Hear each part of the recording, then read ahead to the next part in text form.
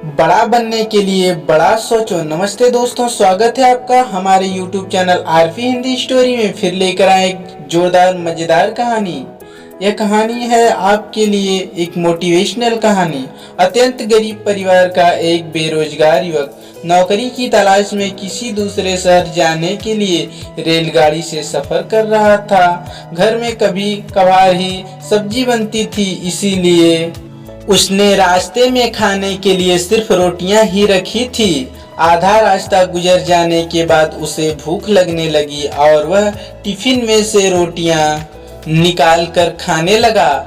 उसके खाने का तरीका कुछ अजीब था। वह रोटी का एक टुकड़ा लेता और उसे टिफिन के अंदर कुछ ऐसे डालता मानो रोटी के साथ कुछ और भी खा रहा है, जबकि उसके पास तो सिर्फ रोटियां थी। उसकी इस हरकत को आसपास के और दूसरे यात्री देखकर हैरान हो रहे थे। वह युवक हर बार रोटी का एक टुकड़ा लेता और झूठ मूठ का टिफिन में डालता और खाता। सभी सोच रहे थे कि आखिर वह युवक ऐसा क्यों कर रहा था। आखिरकार एक व्यक्ति से रहा नहीं गया और उसने उससे पूछ ही लिया कि भैया, तुम ऐसा क्यों कर रहे हो? तुम्हारे पास सब्जी तो है ही नहीं, फिर रोटी के टुकड़े को हर बार खाली टिफिन में डालकर ऐसा खा रहे हो मानो उसमें सब्जी हो।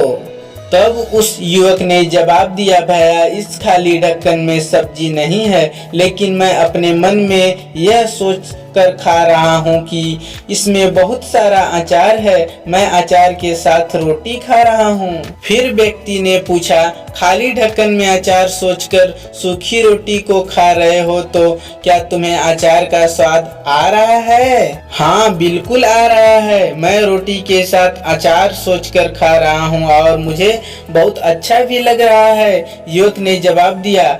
उसके इस बात को आसपास के यात्रियों ने भी सुना और उन्हीं में से एक व्यक्ति बोला, जब सोचना ही था तो तुम अचार ही की जगह मटर पनीर सोचते, शाही गोभी सोचते, तुम्हें इनका स्वाद मिल जाता।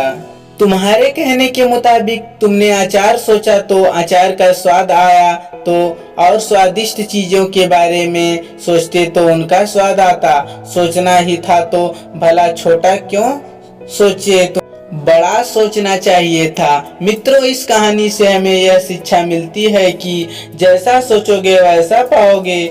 छोटी सोच होगी तो छोटा मिलेगा, बड़ी सोच होगी बड़ा मिलेगा। इसलिए जीवन में हमेशा बड़ा सोचो, बड़े सपने देखो तो हमेशा बड़ा ही पाओगे।